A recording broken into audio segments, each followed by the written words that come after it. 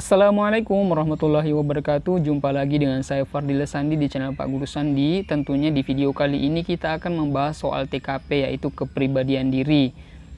Mengerjakan soal TKP sebenarnya terhitung sangat mudah dibandingkan soal TWK dan soal TIU. Kenapa? Pada soal TKP kita hanya dianjurkan untuk memilih jawaban yang paling benar. Pada soal TKP ini tidak menggunakan rumus. Jadi ini hanya kepribadian kita, misalnya kita berada pada posisi menjadi seorang ketua, apa yang harus dilakukan. Pada opsi itu kita disuruh untuk memilih jawaban yang paling tinggi nilainya. Jadi setiap opsi itu memiliki nilai dari 1 sampai 5. Kita disuruh untuk mencari jawaban yang memiliki nilai 5. Dan tips untuk mengerjakan soal TKP itu adalah kita memposisikan diri berada di dalam soal. Misalnya di dalam soal itu bertemakan tentang kita menjadi seorang ketua, ya jadi kita menjadi seorang ketua di dalam soal. Apa yang harus kita lakukan di saat itu? Nah, di dalam opsi itu kita disuruh memilih jawaban yang paling bijaksana. Jadi itu tips untuk mengerjakan soal TKP. Sebelumnya kita lanjut, saya sampaikan bahwa channel ini sudah menyiapkan hampir 500 video yang akan diupload setiap hari. Jadi bagi kamu yang mau gabung, silakan tekan tombol subscribe dan aktifkan loncengnya agar kamu mendapatkan pemberitahuan di saat channel ini mengupload video. Saya sampaikan juga bahwa soal TKP ini sebenarnya sudah di-share di grup Telegram, dan survei membuktikan banyak dari rekan-rekan yang masih kebingungan untuk memilih jawaban yang paling tinggi nilainya. Akhirnya video ini akan memberikan penjelasan. Jadi bagi kamu yang mau gabung di grup Telegram kami, silakan klik link yang ada di deskripsi pada video. Terima kasih. Baik, kita lanjut. Inilah soal yang pertama. Anda adalah ketua bidang kewirausahaan di sebuah organisasi. Pada suatu saat Anda ditegur oleh pimpinan karena ada program yang belum terlaksana sampai pada akhir periode kepengurusan. Maka yang akan Anda lakukan adalah, ini kan ceritanya di dalam soal itu kamu adalah seorang ketua pada bidang kewirausahaan, tetapi di atas kamu masih ada seorang pimpinan, dan pimpinan itu marah kepada kamu karena ada program kamu yang belum terlaksana. Apa yang akan kamu lakukan? A. Mencari alasan agar tidak dimarahi. B. Menerima resiko. C. Meminta maaf pada jajaran pengurus. D. Segera mengurus kelanjutan programnya. E. Mengatakan bahwa hal yang harus Anda kerjakan sangat banyak sehingga membutuhkan waktu yang banyak. Jadi manakah nilai yang paling banyak ya di antara opsi ini? Ya, kita cari sama-sama. Pada opsi A itu mencari alasan agar tidak dimarahi. Ini kan terbilang kamu menghindari kesalahan dan terbilang kamu melawan pimpinan, padahal kan jelas-jelas kamu yang melakukan kesalahan, jadi tidak boleh melawan pimpinan karena kamu yang melakukan kesalahan. Yang kedua itu menerima resiko. B. Kalau menerima resiko itu artinya kamu pasrah gitu. Jadi kamu tidak ada tanggung jawab, tidak ada tindakan sebagai ketua. Bagian C itu meminta maaf pada jajaran pengurus. Ini ada tindakan tapi hanya meminta maaf. Bagian D itu segera mengurus kelanjutan programnya. Nah, ini mungkin kita simpan dulu ya. Dan E itu mengatakan bahwa hal yang harus Anda kerjakan sangat banyak sehingga membutuhkan waktu banyak.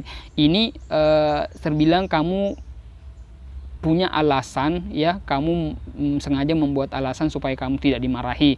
Jadi di antara opsi A sampai E ini saya langsung kasih tahu, menurut saya opsi yang memiliki poin 5 itu terdapat pada opsi D, segera mengurus kelanjutan programnya, karena kan itu ada tindak lanjut, ada kamu melakukan sesuatu sebagai pimpinan.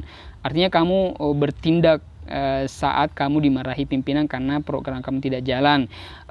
Poin yang memiliki poin 5 itu berada pada opsi C, meminta maaf pada jajaran pengurus. Artinya kamu punya tindakan untuk meminta maaf meskipun kamu belum melanjutkan mengerjakan program yang menjadikan kamu ditegur, tidak seperti pada opsi D itu kan. Lalu opsi B itu punya poin 3, opsi E punya poin 2, dan opsi A itu punya poin 1. Jadi seperti itu ya untuk mengerjakan soal-soal TKP. Oke, kita lanjut soal yang kedua. Karena sebagian besar pegawai pulang kampung dan saya diminta menunda cuti lebaran oleh pimpinan, saya berjanji pada orang tua untuk mudik di hari lebaran. Sikap saya: A. Tetap mengambil cuti, B. Memberi pengertian kepada orang tua, C. Memberi pengertian kepada pimpinan agar diperbolehkan pulang kampung, D. Meminta anggota keluarga lain untuk membujuk orang tua, dan E. Meminta teman untuk menunda cuti. Jadi di sini dalam soal ini kamu adalah seorang bawahan dan pimpinan kamu menyuruh kamu untuk menunda cuti, tapi bukan berarti kamu tidak cuti sama sekali ya, tapi kamu sudah terlanjur berjanji pada orang tua untuk mudik di hari lebaran. Mungkin pimpinan menganggap bahwa ada pekerjaan yang kamu harus selesaikan dulu, dan itu kamu dipercayakan untuk melakukan itu ya. Jadi saya langsung kasih tahu aja, opsi poin 5 itu terdapat pada opsi B, memberi pengertian kepada orang tua. Kamu kan sudah terlanjur janji ya, tapi pimpinan meminta sangat kepada kamu nih untuk sebarang-barang menunda cuti dulu untuk melakukan sebuah pekerjaan di perusahaan ya kan. Jadi kamu memberikan pengertian kepada orang tua untuk tidak pulang dulu untuk mudik ya. Lalu poin 4 itu terdapat pada opsi D, meminta ke anggota keluarga lain untuk membujuk orang tua ya kan. Kalau kamu tidak berhasil, berarti orang lain yang kamu suruh untuk membujuk orang tua kan, berarti ada tindakan ya, berarti kamu ada rencana untuk mengikuti aturan dari pimpinan. Ini kan menandakan bahwa kamu sebagai bawahan yang patuh terhadap pimpinan ya kan. Poin 3 terdapat pada opsi C, memberi pengertian kepada pimpinan agar diperbolehkan pulang kampung ya. Kalau tidak sama sekali sudah tidak ada opsi yang cocok, kamu pilih ini. Poin 2 terdapat pada opsi E, meminta teman untuk menggantikan penundaan cuti, dan poin 1 terdapat pada opsi A, tetap mengambil cuti ya. Oke, kita lanjut. Mengangkat telepon pada saat rapat menurut saya ya. Jadi pada saat rapat HP kamu bunyi, apakah kamu angkat atau tidak?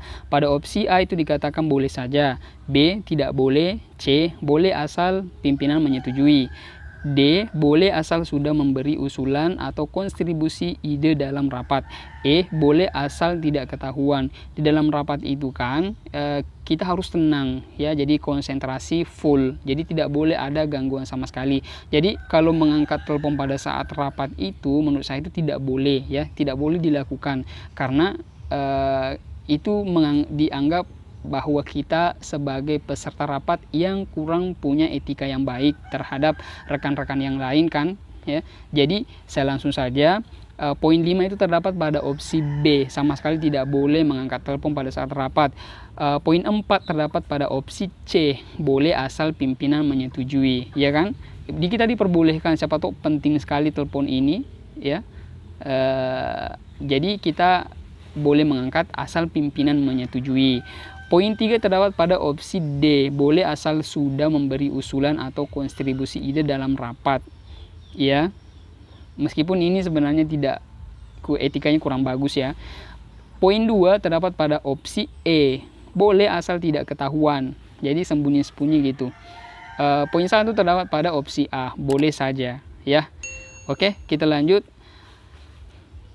Soal keempat, tawaran beasiswa begitu banyak, namun pasangan Anda tidak mengizinkan Anda untuk mengambil beasiswa dengan alasan Anda tidak bisa fokus pada pekerjaan dan keluarga. Maka Anda akan, jadi istilahnya ini itu banyak sekali beasiswa, tapi pasangan kamu nih tidak menganjurkan kamu untuk mengambil beasiswa. Alasannya kamu tidak akan fokus pada pekerjaan dan keluarga ya. Ada pekerjaan, ada keluarga, itu masing-masing dua tanggung jawab yang harus kamu kerjakan sebagai seorang suami ya kan. Manakah di antara opsi ini yang memiliki poin paling tinggi? A, marah kepada keadaan, B, memakluminya, C, meminta pasangan untuk mempertimbangkannya, D, keluar dari pekerjaan, dan E, sedih. Jadi menurut saya ini poin 5 itu terdapat pada opsi B, memaklumi. Kita harus maklumi istri. Jadi kan istri itu punya insting kepada kita. Kamu tidak bisa kerja ini, cukuplah 2 pekerjaan. Ada pekerjaan kamu untuk mencari nafkah dan juga mengurus keluarga, ya kan? Itu kan kita harus maklumi penolakan dari seorang istri, ya kan? Poin 4 itu terdapat pada opsi C, meminta pasangan untuk mempertimbangkannya, ya. Jadi kita minta kepada pasangan untuk mempertimbangkannya. Jadi kita memberikan pengertian yang bagus. Karena kan sebenarnya mengambil beasiswa ini kan manfaatnya bagus, ya. Poin 3 terdapat pada opsi E, sedih, ya. Kita sedih.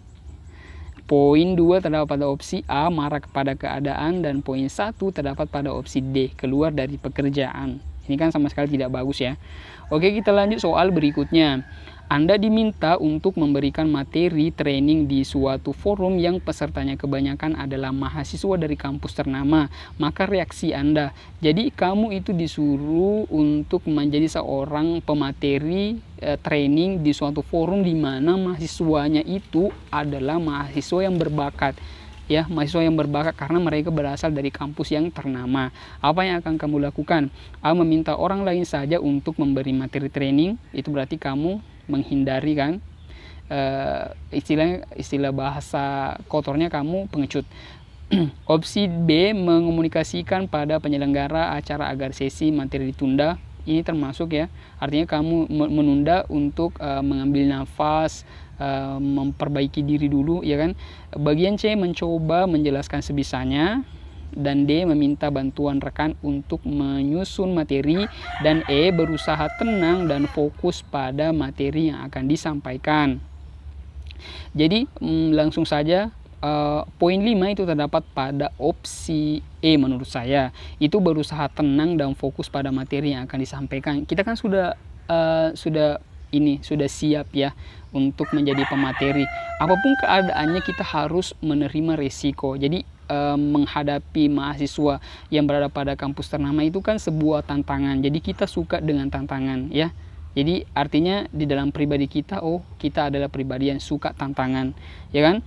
Poin 4 itu dapat pada opsi C, mencoba menjelaskan sebisanya, ya kan. Kita menjelaskan sebisanya aja. Poin ketiga itu terdapat pada opsi B, mengkomunikasikan pada penyelenggara acara agar sesi materi ditunda. Itu berarti kita bukan bermaksud untuk menghindari, tapi untuk menyiapkan diri saja, iya kan. Poin 2 terdapat pada opsi D, meminta bantuan rekan untuk menyusun materi, ya, ini bagus juga. Poin 1 terdapat pada opsi A, meminta orang lain saja untuk memberi materi training, ya kan. Oke, kita lanjut. Soal yang terakhir adalah, bagi saya kelemahan merupakan A, isyarat tegas bahwa saya harus berhenti. B, justru meningkatkan ketangguhan saya untuk mencoba sesuatu dengan lebih baik. C, sering menjatuhkan mental saya. D, hal yang saya upayakan untuk tidak mengurangi semangat saya. Dan E, mungkin ada unsur kekeliruan dari anggota tim saya. Jadi saya langsung saja, kelemahan itu merupakan menurut saya poin 5 itu terdapat pada opsi B, justru meningkatkan ketangguhan saya untuk mencoba sesuatu dengan lebih baik. Jadi tidak menjadikan kelemahan itu sebagai pagar untuk kita terus meraih kesuksesan, ya kan. Poin 4 terdapat pada opsi D, hal yang saya upayakan untuk tidak mengurangi semangat saya, ya. Jadi kita optimalkan meskipun kita lemah, ya, kita tahu kelemahan kita, tapi itu tidak mengurangi semangat kita untuk terus berusaha menjadi orang sukses. Poin 3 terdapat pada opsi C, sering menjatuhkan mental saya. Ya, kalau tidak ada pilihan lain, ya apa boleh buat, harus pilih ini. Poin 2 terdapat pada opsi A, isyarat tegas bahwa saya harus berhenti. Dan poin 1 terdapat pada opsi E, mungkin ada unsur kekeliruan dari anggota tim saya. Ya, jika video ini bermanfaat, jangan lupa like, jangan lupa share video ini supaya banyak teman-teman yang terbantu. Terima kasih telah menonton video ini. Sampai jumpa di video selanjutnya. Semoga Anda sehat selalu. Assalamualaikum warahmatullahi wabarakatuh.